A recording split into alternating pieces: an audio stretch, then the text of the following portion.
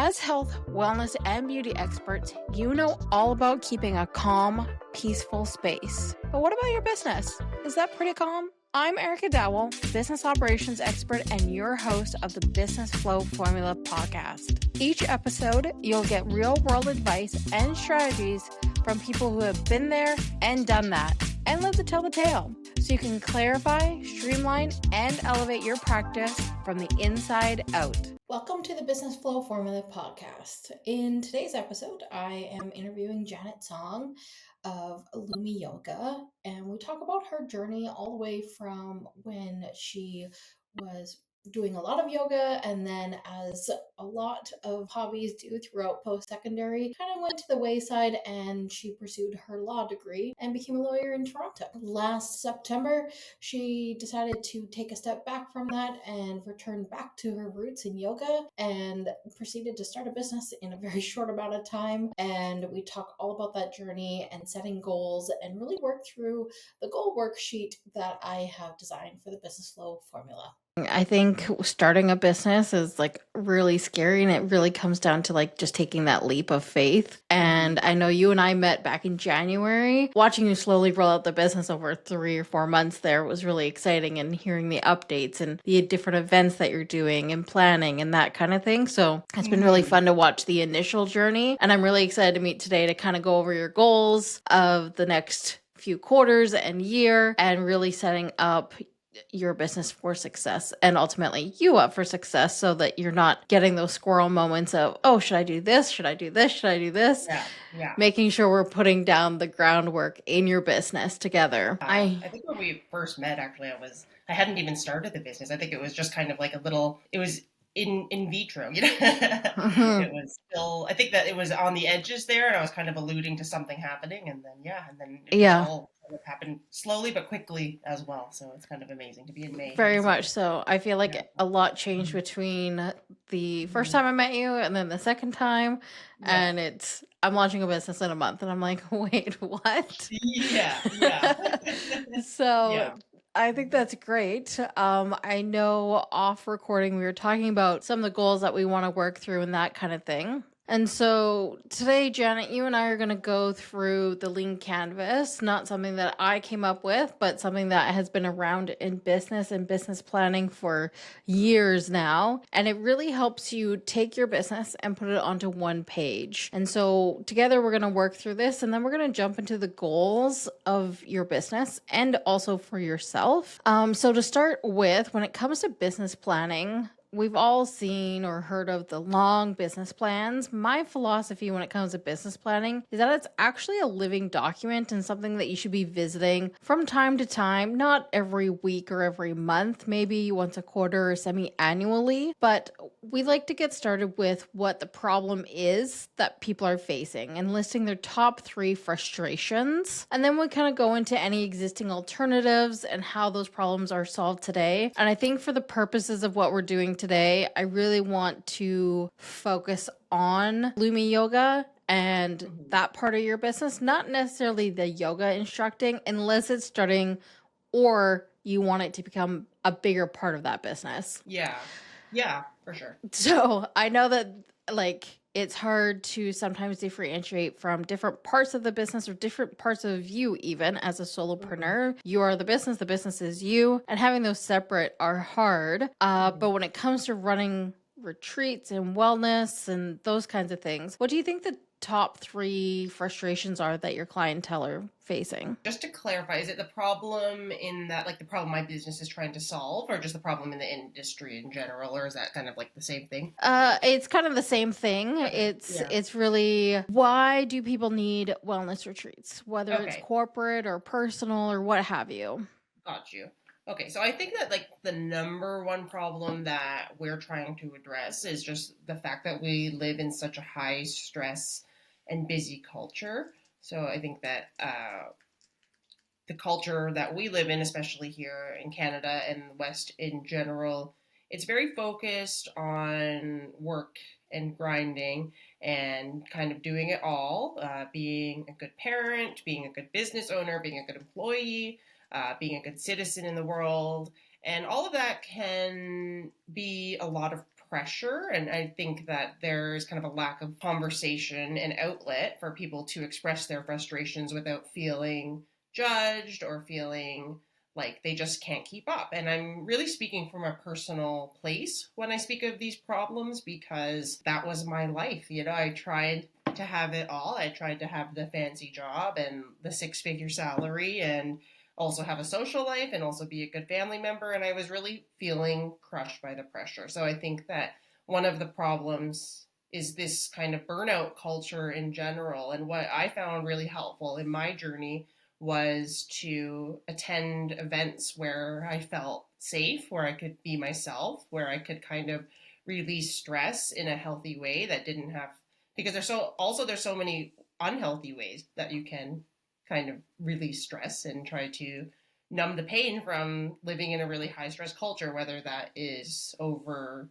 substances or partying, and all that is great, but I think that in moderation. So the problem is that we have so much stress, we don't have a lot of healthy options to process it. So Lumi Yoga is kind of providing a hub where all events that can be supportive for your physical, mental, emotional, spiritual healing journey are in one place. People in Kingston and surrounding areas kind of know where to go if they're looking for those types of experiences. Right. All right. So I heard you say high stress, busy culture, burnout culture, and then not many healthy options to unwind or heal from specifically the high stress and burnout culture. Yeah. Or those healthy options, or the only options could be considered like club culture or something like that, rather than just taking time to slow down.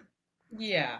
Let's talk about what the alternatives are, other than, those alternatives are, club culture, push Right. through the pain, so to speak. Yeah.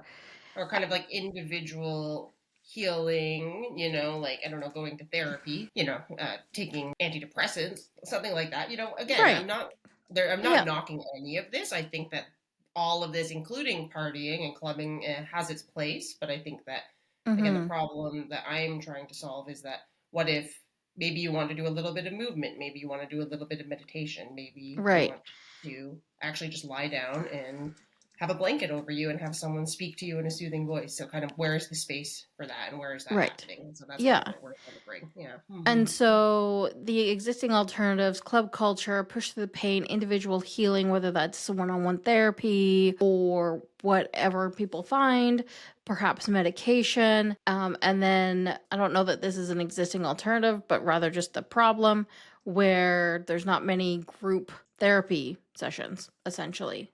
Lack of Yeah, support networks or groups. that's right. And that's kind of where my second problem, and it's related to the first one, which I would say, I guess, would encapsulate as burnout culture. But the second problem is that we live in a really individualistic society, and social isolation is a big problem, especially after the pandemic. I think a lot of people work from home and kind of stayed at home. And so, kind of the stimulation and connection that we would be getting by going to the workplace. And again, I'm definitely not like everyone should go back to the workplace type person, but I do think there is importance in connecting with other human beings.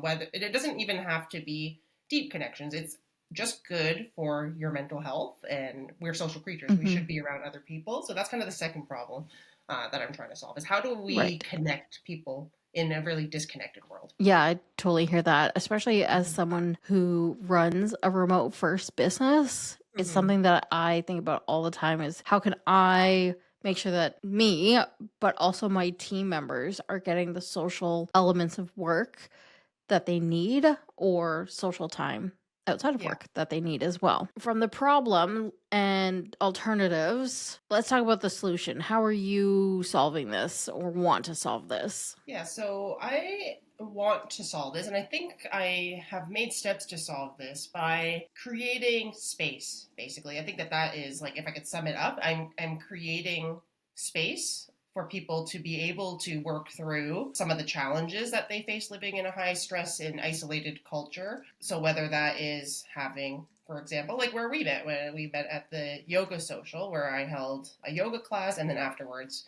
we had an indoor picnic where we had snacks, and then got to chat with each other. And I've met, actually, personally, I've met great friends through there, including you and other people as well. So I think that the solution is creating space where people can feel like maybe I want to push myself and maybe I want to try something new, but that it's accessible and also it's low pressure. So that's kind of, because again, I think that one of the problems of trying to go out and try new things and meet people is it can feel really daunting, especially if it's something you haven't done before. So that's kind of the solution I hope to bring, is who I am as a person and how I market and how I present my brand. Is I want it to be very accessible to a wide range of people, even people who maybe aren't that into wellness. Like, I think that there is space for them at my events, because again, I think that this should be something that is accessible to a lot of people, not just kind of a niche or a small group who have special interests. I think we can all benefit from slowing down and connecting with one another. Definitely. I was actually just talking to a friend on the weekend, and they had mentioned that they needed to find some hobbies. And I said, "Oh, you should start yoga." Yeah. And I laugh a little bit about that because they laughed and said, "Well, I don't know if I would fit in." Yeah. And I just said, "Well, you got to find the right space for those moments." I mean, it's all about getting out and moving your body ultimately, and then you can Yeah. meet people while you're doing it. I use this philosophy in life where, I feel awkward, you feel awkward. So let's just acknowledge the awkwardness and move through it. Sit through Yes. that awkwardness, and we're going to get to the other side better than we were before. But if we Exactly. don't talk about being awkward together, oh, do they like me? Do they not like me? I feel awkward. Everyone's awkward. Let's just get through Yeah. it. Exactly. And I think that that's kind of creating space where people can step out of their comfort zone in that way, and it doesn't feel like it, going to cause a lot of panic, because I get that. Like, I have been there too, personally. I think I consider myself a very social person and extroverted, but I wasn't always like that. And going to Mhm. events where there were a lot of people I didn't know really scared me. So I feel like I am coming from a place where I understand that, and I want to make it a place where people who feel like that as well feel welcome, and they can show up exactly as they are. I love that. So the next part of this is the unique value proposition, or the UVP. And it really is, why would someone choose you to plan their wellness retreat or their event over someone else? What Mm-hmm. makes you you? What makes you, it's not necessarily that you're better than someone else, because I don't believe in that philosophy, but why would someone choose you over someone else? And it really is, we're looking for a one liner that you would have in your marketing, essentially. All right. Yeah. If you want someone who's organized, pays attention to the details, and gets things done, you should hire a lawyer.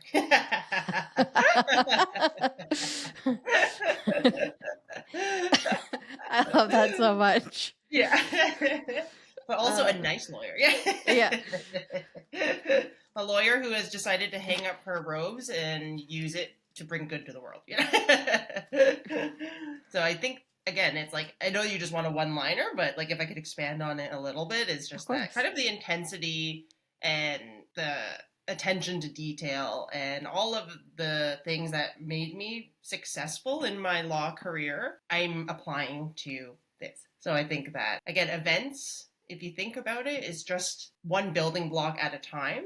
Being prepared for the unexpected, being able to manage people, and being able to communicate clearly, especially the details, the pricing, what people can expect. So I do find that coming from a career where those were the most highly valued skills and could get you into some of the biggest law firms in the country, work really well with wellness events. So I think that we can talk about this more in goals later, but I'm hoping to do more partnerships with wellness entrepreneurs and healers and people who have a talent but kind of don't know how to start getting their events off the ground or how to market themselves, because I kind of consider myself someone who can kind of swoop in and just kind of take that on and run forward, because that's my personality. That's what made me successful as a lawyer, and I think that's what would also make me successful as a wellness event planner. I was just going to say that, as someone who has a legal past as a lawyer and everything, you likely paid so much attention to what people can expect, because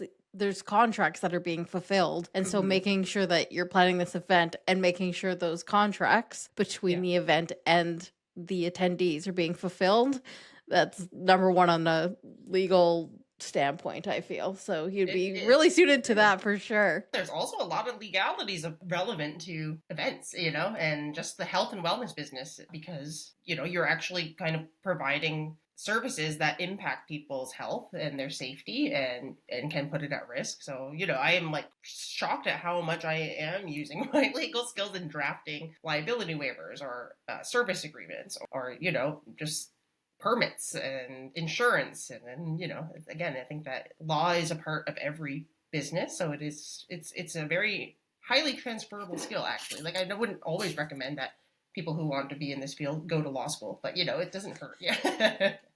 That's incredible. Yeah. Yeah, it's after I took business law for like the sixth time, I was like, I think I know everything about law now. I think I'm good to go. And I'm Yeah. still learning. Yeah. Oh gosh, yeah. It's just never ending. Yeah. Yeah.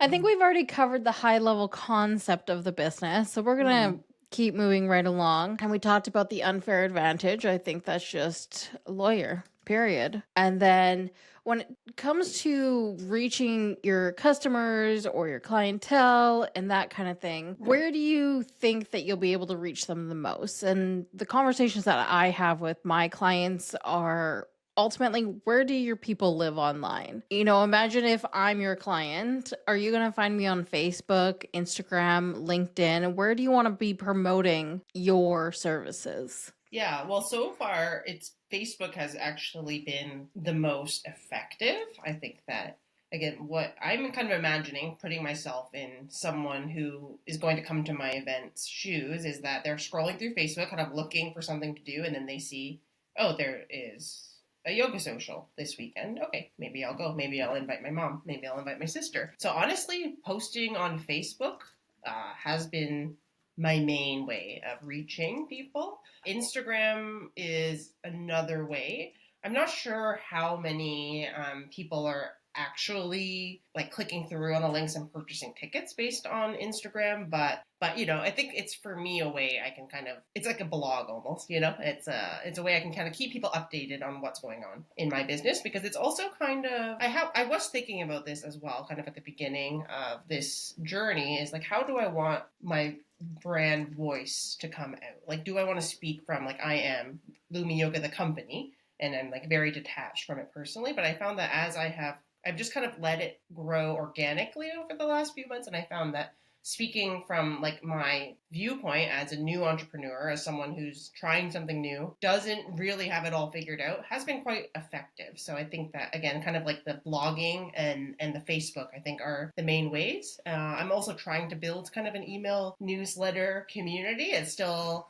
a work in progress, but I do think that it's a priority moving forward. And honestly, when I first started this business, I was very old school. I printed out posters, I walked around, I hung them up. I don't know if I got a single lead doing that, but I don't know really what I'm doing exactly, so I was just trying out multiple things. So I think that it's too early to say exactly what the perfect method is, but I think Facebook is kind of where they live. Yeah. Mm-hmm. I love that. I also wanted to see clarification. Are you running retreats and wellness events for you yourself, or are you running them for other businesses, or both? Yeah. So Facebook, for example, creating those events, you're finding like when those events are yours effectively that you own, you're finding those clients that way. What about clients that want to run like a corporate wellness retreat?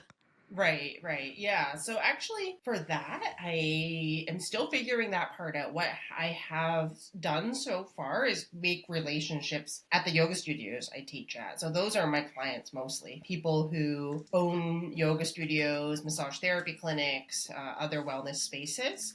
So I am just in those spaces because I teach like 12 classes in 7 different locations around the city every week. So I'm getting FaceTime with all these studio owners, and I think they know what I do, and so they want to work with me. So that's kind of, it's very, again, old school in a way, but I do want to, and then we can talk about this more with the goals about how to target businesses and entrepreneurs and other practitioners more directly, because obviously I can't, like, I don't want to say if I can't, but I don't know like how to scale it, if it's just kind of like a meeting someone one-on-one, you know what I mean? Yeah. That's Mhm. fair. Yeah, yeah, yeah. Yeah. As we Mhm. move from channels into customer segments through that conversation, you talked about yoga studios, clinics, in the sense of your paramedical clinics, massage clinics, chiro, Yeah. those kinds of things. And then I just put corporate here as kind Yeah. of a question mark of what does that look like? I Yeah. suspect that those corporate wellness could be using your network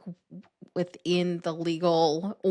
world, Yeah, for sure. and Mhm. promoting how healthy it is to make sure that the associates and partners are taking time for wellness. That can be a Yeah. much bigger discussion, of course, and not Yes. just as simple as go and do wellness retreats for law firms.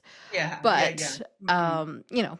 that kind of thing. Yeah. We're just going to jump down for now into revenue streams as we kind of wrap up the lean canvas, the lean side of the lean canvas, Yeah. into revenue streams. I am going to talk about yoga teaching because that is kind of one of the consistent ways that I make Hmm. money, is just teaching classes. So that's one revenue stream. Another revenue stream is holding events, my own events. So I would, take most of the ticket profits if it were like a Lumi Yoga branded event, minus expenses like renting and, food and all that other stuff. Third revenue stream would be service contracts with other business owners. So, for example, I have a contract with one of the studios that I work with where I help them with marketing. So it's kind of like not really something I advertise that much like on my website. It's just that they notice I'm good at it, so they want me to do it, and I get paid for it. So, and it's something I've been considering if I want to market that service or not, because I'm not actually a social media manager. I think I'm just a creative person and I enjoy doing it. So, but then, again, if you're a very busy business person and you don't have time to do it yourself, it can be helpful.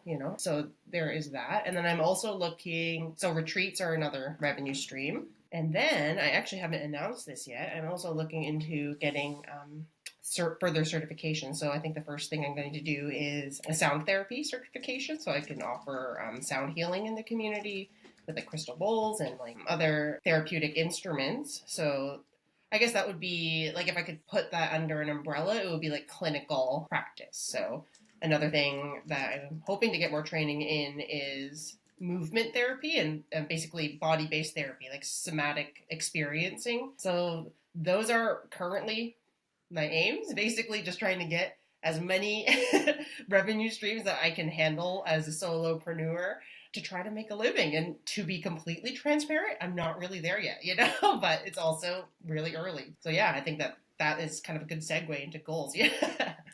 I would agree. As we shift over into goals, I think getting started with the lean canvas was a great way to get the juices flowing, and it kind of does help us set up the framework for the goals. And we can just jump right into the phases of it, I think, for now. So, what I mean by the phases, in the goal workbook, there is phase one, where it's the you need to or I need to. And then you move into phase two, so that you can, and phase three, finally, because. And I think it's really important that we always attach a because to our goals, Yeah. even if that goal is really vain of I need to have 500 followers on Instagram so that I can sell my services because I want to be famous on Instagram. Like, Yeah. that's Yeah. okay to say those things. And I think that we need to be okay saying those things. Yeah, that's So true. I mean, I think there is a discomfort for me, especially being in kind of a wellness healing business where I'm like, I want to help, but I also want to make money. And it's like, I don't know why that needs to be uncomfortable, but I do feel like a weird discomfort saying it. But it's also like, it's a business. It's like, it's not it a is a charity. business. Yeah, And yeah. it's okay to want to make money. Yeah. I mean, I have a background in finance, and I Hmm. have what I think is a very caring heart, and it's, oh, Yeah. I should do this for free. I should help people organize Yeah. their money for free. But ultimately it is a business, and you and I both have skills that are important to be recognized for, and that Yes. recognition is okay that it's monetary. Google reviews are great, but they don't pay the bills. Yes, exactly. Yeah. Exposure doesn't Hmm. pay bills. Hmm. So on this page, I like to break out goals on a quarterly, monthly, yearly basis, which I know I said those backwards, monthly, quarterly, yearly Yeah. basis. But let's kind of get started with the bigger picture of your first year of business. I know you officially launched in March, so we're not even a couple months, about Yeah. 6 weeks, 7 weeks into that. What do you want the next year to look like? Do you have some 3 high level goals? I say 3 because it's important to get really narrowed down in our goals. I think that my high level goals are to get further training so that I can offer more services, basically. So I know that's really vague.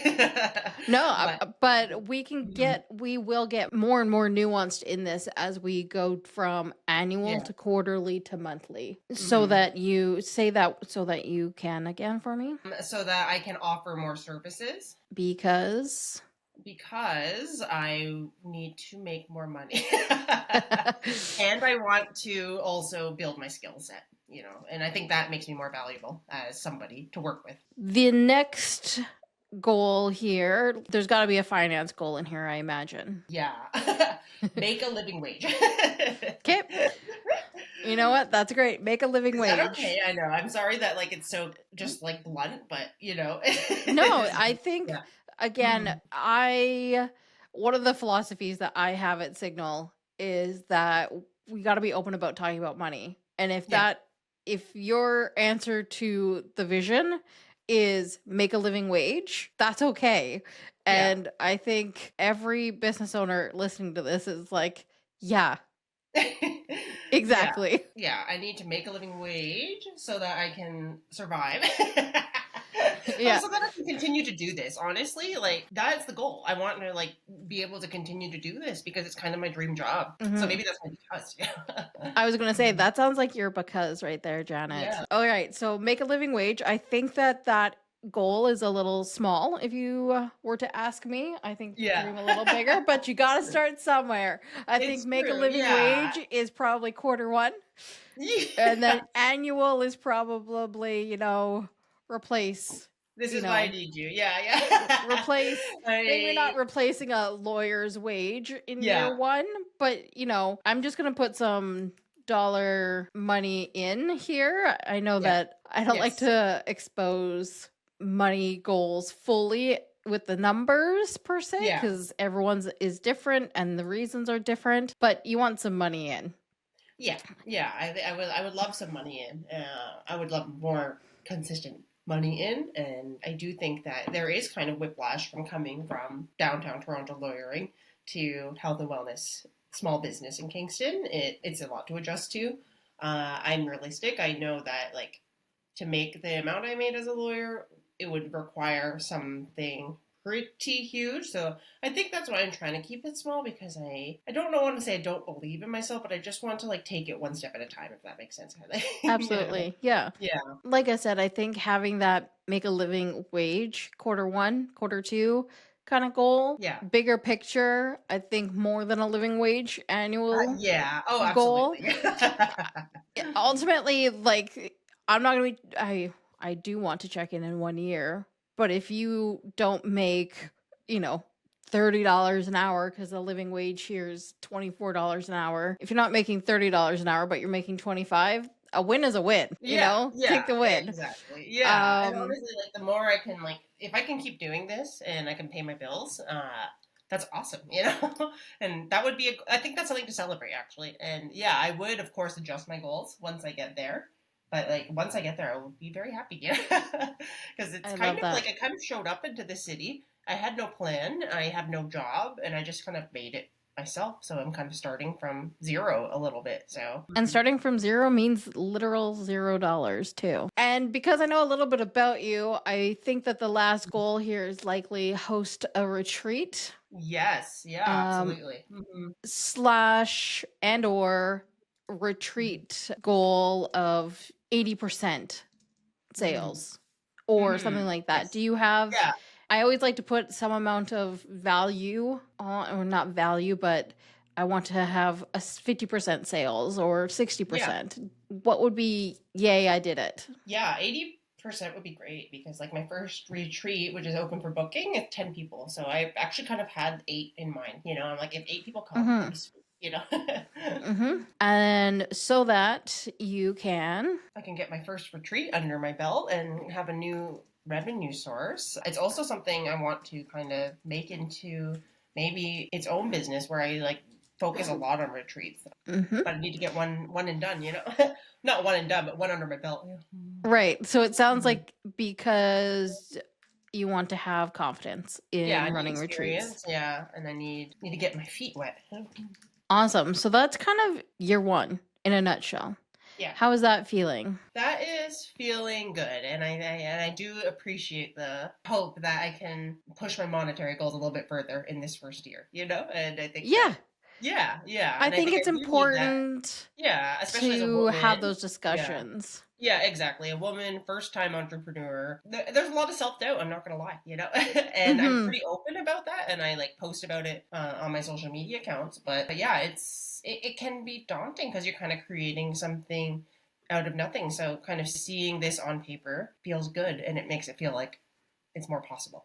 So going from year, now we're going to break them down into more bite-sized pieces. It's really SMART goals, but from perspective of a person who doesn't like SMART goals. It is SMART goals, but it's kind of more broken down to 3 steps rather than they have to be all of these things. So in, let's say, quarter 1 of these goals, now we're going to break them down a little bit more. And so we have the vision of further training. In Q1, and for ease of figuring that out, we'll say it's April, May, June. So it's technically quarter 2 of the year, but Q1 of your business running. Is there a training that you would be working on in quarter 1? Yeah, so sound therapy certificate. So if I completed that training, I would be a certified sound therapist, and I could offer one-on-one or group experiences with healing instruments. So then that's so that you can offer more services. Yeah. And what would be your goal to offer or date to offer that first session? That is a good question because I'm like, again, I think it kind of goes back to this apprehension almost about like, who am I to just like start doing this? You know what I mean? Exactly. It's hard to, I know it's hard to say, okay, I'm going to do the thing on this date because that means that you have a deadline that you have to meet. It's true. Yeah. Well, actually, I'm just gonna I think that it's like a 200-hour program, 100 or 200 hours. So I would need at least like a couple of months to finish the course, I think. So let's say, I think I could finish it probably by the end of the first quarter of my business. So maybe it would be Q2, maybe the first day of Q2 would be the earliest I could actually provide something as a certified sound therapist. So. Right. So let's say July, maybe because you'll need time to advertise it. So mid to late July. And you were going to do this to build your skill set. But I think it's also proving to yourself that you can do it. It's really hard to write in first person, but talk in third person. Yeah. Earlier, when we were talking about the monies coming in, I think Q1's goal is that you're making a living wage, which is approximately $24 in the Kingston area. It's a little bit less, but I always round up so that you can pay bills. We'll fill all that out here. I think it also, it's paying bills, but I think ultimately it's because it proves that people are interested in your service. Yes. Yeah. And I think that's so important because getting paid is attaching a monetary value, yes, but it's also recognizing that the services that you're offering are needed and wanted. And then in Q1 for the retreat, how many sales do you want to have done by the end of June? So I would love to... This is a really out there goal, but actually, you know what? I'm going to say 5 deposits by June, by the end of Q1, because our early bird special starts on July 1st. So I'm hoping that the early bird special ends on July 1st, sorry. So by the end of Q1, I'm hoping for quite a lot of sales. Is it so that you can know that you can run the retreat for sure and make money doing it, or at least break even? Yeah.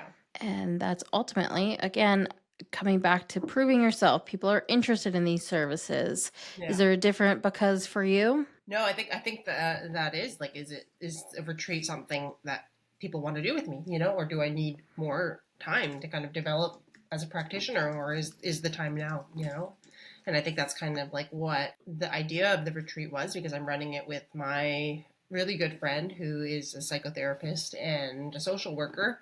And we kind of just looked at each other and we're like, are we going to be more qualified than we are right now to run a retreat? And we decided that no time like the present. But, again, if we don't make sales, like that tells us something. Maybe we're too young. I don't know. We'll Could be see. too young, could be wrong time of year. It could be so Yeah. many reasons. Yeah, exactly. But I that'll be don't know information. that it's Yeah. a lack of experience or anything like that. Yeah.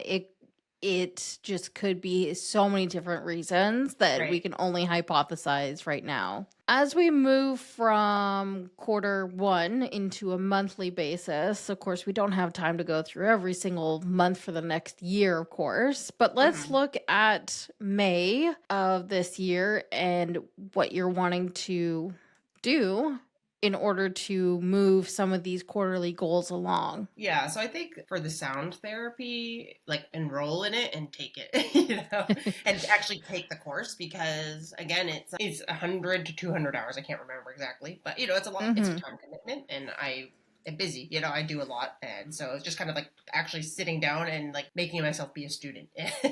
Yep. And yeah, that's the goal. That is a great goal for sure. Mm-hmm. I think that we can understand the so cans and becauses. Yeah, Going down into the money side of things, I we think. know that there's a living wage and everything that comes from that. So let's say you're running a yoga social later this month. I know that as I'm Yeah, attending. This is a 2-hour session plus planning and cleanup and getting there early. So yeah, I imagine it's more like a 5-hour to 6-hour yeah. commitment for That's you. fair. Mm-hmm. So if we just take that one example of running the yoga social, and Yeah, that's a 6-hour commitment at $24 per 6 hours, or yeah, per hour, sorry, for 6 hours. Quick math here. You'll want to make $144 after costs yeah. for that. Does that make Okay. sense how I got to that number? Yeah, no, it does make sense. And I think that, like, we're so awkward about money, aren't we? I can get a good I number. Yeah. Yeah, I think as much as you want to get into numbers, we can. I Yeah. know that there's costs associated to running this, whether it is rent Yeah. or paying for the food, the Yeah. drinks, those kinds of things. Yeah. Yeah. So knowing that you need to pay yourself $144, hmm and then do you have an approximation of what uh, food and drinks cost? Yeah. So let's say like $80 for food and drinks. That's actually kind of being a little modest, but yeah, let's just say $80. Is it more than that? It can be, It's sometimes it depends on the vibe. Right. Okay. Fair. Okay. $80 to $100, I would say. Yeah. Okay. So let's round up because I always like to set people up for success here. So $100 for food and drink. Are you renting the space where you're hosting your Yes. yoga So the suit? ticketing, it'll be 30% of the ticketing revenue is the rent, basically. So Okay. the tickets are $35, and then times there's 14 spaces. So maximum revenue would be $490, and then times 30%. So rent would be like $147 max. Right. Okay. Mm-hmm. So from there, knowing all of that information now, the total revenue, I guess you said was $490 Yeah. minus $100 of costs of goods sold. Yeah. That's your food and drink minus your rent. Yeah. Leaves you $243. Yeah. Mm-hmm. And then from there, take out what you're going to pay yourself, the living wage. So then your business effectively is profiting $100, just under Yeah. by a dollar. It's $99. We want a goal to have 13 signups for that in order for you to break even and leave yourself a little bit of profit. I do my break even or profit points a little bit different because I think it's important to factor in paying ourselves as a business owner. Mm-hmm. Yeah, it's funny. I never include that, to be honest. Well, and that's how we get Yeah. ourselves into trouble because it's, Yeah. well, I'll pay myself after everything. Yeah. You Yeah. should be Yeah. paying yourself first. Right. Right. Yeah. Yeah. Exactly. It's just kind of like, again, this is important to do because it's like, I'm like, as long as I can cover food and rent, I'm good. But then it's like, but I kind of took the same approach to the retreat, if I'm being honest with you. Yeah. It's mostly to cover expenses. And that's because we don't necessarily think about, oh, wait, I got to pay myself for this? Yeah. I was just going to pay myself from the profits. Well, the profits don't happen until after you've paid for everything. Yeah. And then And so what how you do can you know invest that you in your need to business. sell Yeah. 13 or 12? It likely rounds down to 12, but let's call it 13 for easy math. And so now you know what that break even point is so that you know, okay, I need 13 people to sign up, which is almost 100% sold out. And then there's a larger question of, well, can I do 100% sellout? Is this the time? Are people going to come in the summertime? Like all those kinds of things. Yeah. If you reframe that mindset, instead of questioning your ability, and reframe it into, I only need 13 people. And I know I already have 5 that are coming. Okay, well, that's not that much more, only 8 more people. Yeah. That's not that many people. So it really reframes that mindset. So Yeah. if you always run your break even points based on spending 6 hours, and we framed it on 6 hours of your time planning, doing, and cleanup, planning around all of that will really help you make sure that the yoga socials are profitable. And if they're not, increase the ticketing price of it, or increase the ability to have more people. Yeah, it shows you kind of where the points are for improvement. But yeah, it looks like as is, it could be profitable. But Yeah. yeah. I mean, $100 profit on top of paying yourself is nothing to scoff at. So when it comes to the last goal of the quarter, is that retreat.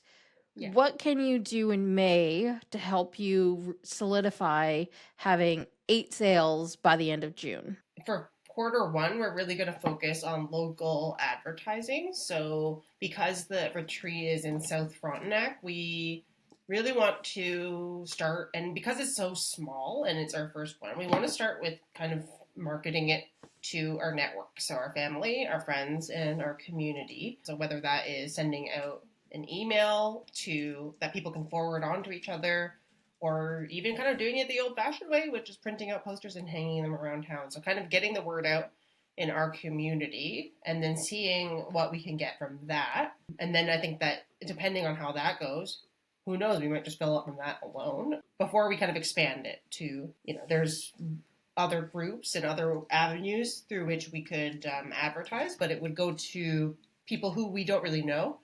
And that's okay. But I actually think that we have had a lot of interest from our own just kind of inner circle about wanting to come. So I think that's kind of where we'll focus on, because we have already been communicated. It's already been communicated that there's interest in that area. So. And I think running your first retreat, it's kind of like running a beta course or trying something for the first time. It's really good to have it with friendly faces, or soft opening a restaurant where you have friendly faces who aren't going to yell at you if you're off timing by half an hour. Yeah, exactly. They're going to let you learn, let you try it out, and then hopefully give you honest feedback. Yeah, absolutely. Which reminds me, make sure you take surveys of how people felt the booking process went, how they felt the check-in process, the weekend, and then send them a survey afterwards of collecting feedback of all kinds. Also, please leave us a Google review or leave us a review on Facebook, that kind of thing. Yeah, that is a really good point, and I think that is kind of like I don't want to say weak point, but it's something that I'm so busy planning for the event that I kind of like the afters. I'm like, oh, there is a whole after thing, there should be a process in place about people who come to your event have already signaled that they are interested, so it's kind of like, why get new leads every single time when they're there, you know what I mean? And then just like see what they thought and if they're going to come back. So as we wrap up this very high level going through the business flow formula goal worksheet. How are you feeling now about your goals? How are you feeling hopping off this call and going into work and tackling some of these goals? It's actually so nice to have it written down. I kind of say it as a joke, but I also mean it. I like I lead on vibes a lot, so I'm just kind of like, I have a thought and I'm like I follow that kind of impulse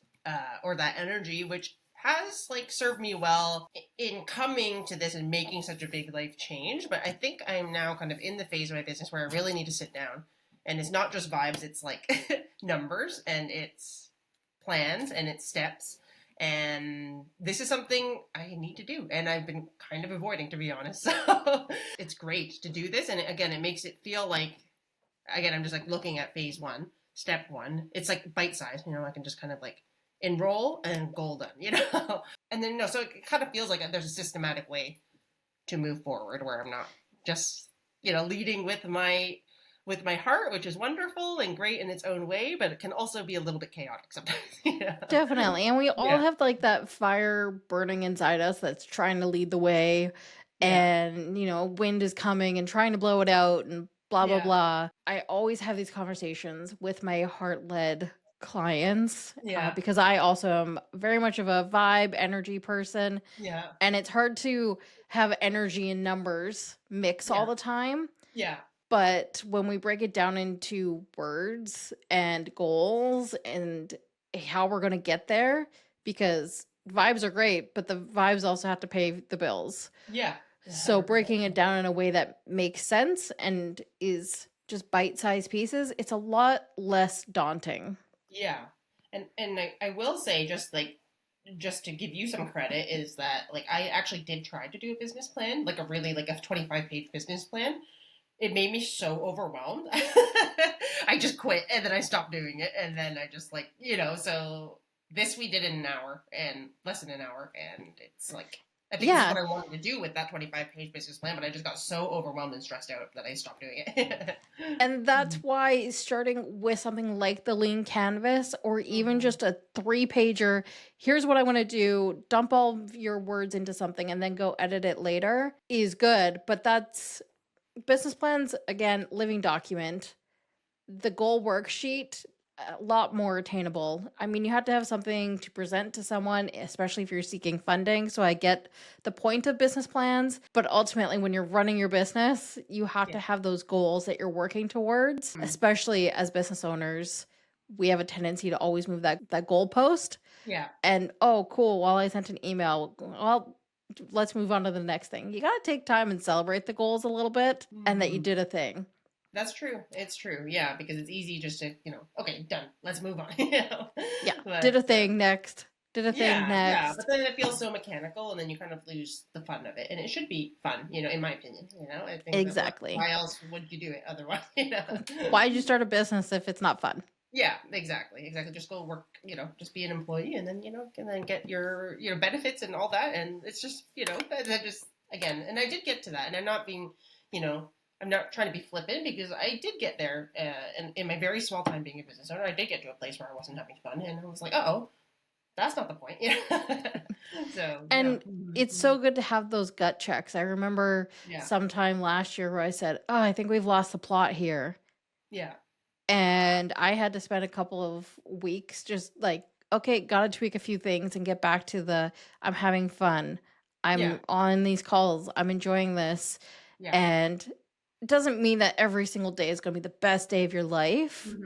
But the goal is I want a solid 90% of my days to be the best day of my life. Exactly. How do we facilitate having more moments of joy and fun, Exactly. Yeah.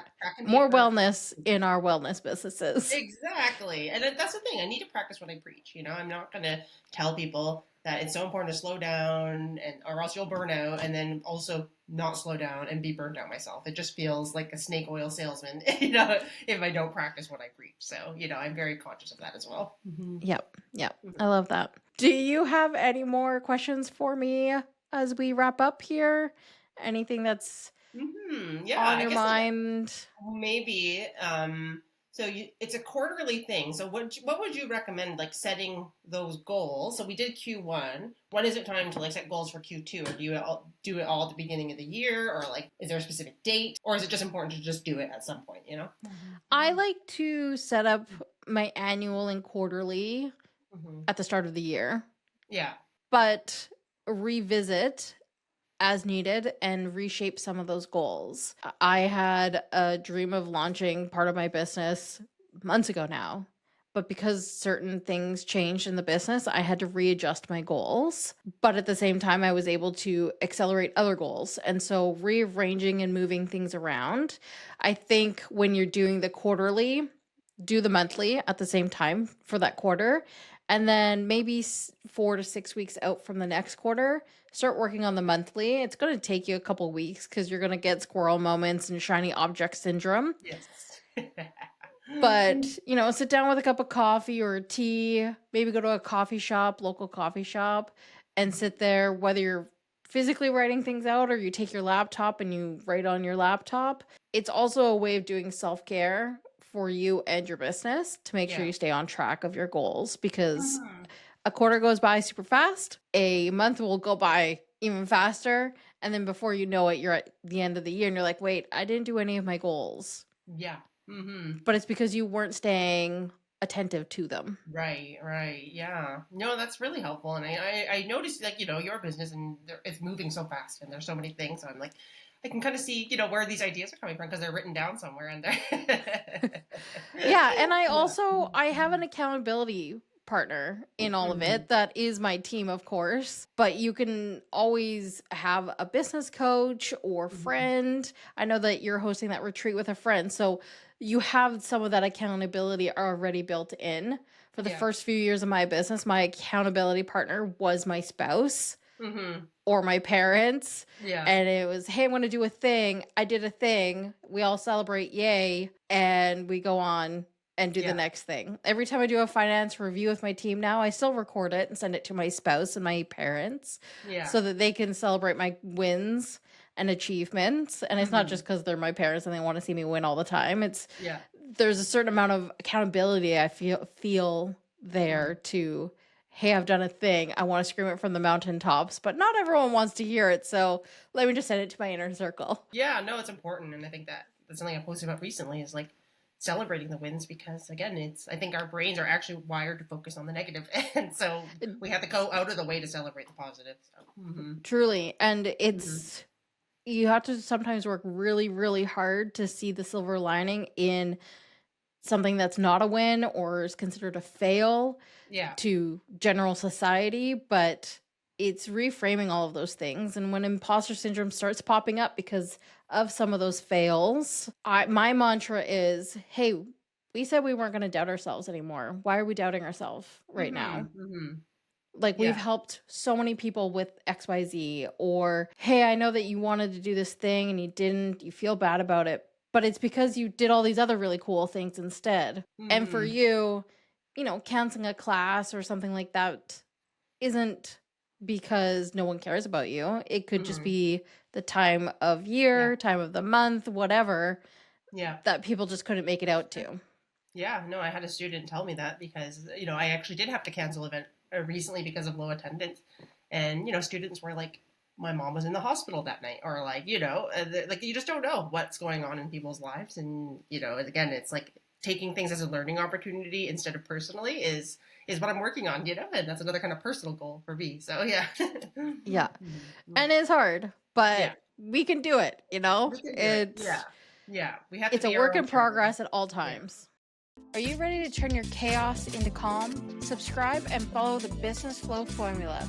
Let's create more profit, efficiency, and flow together.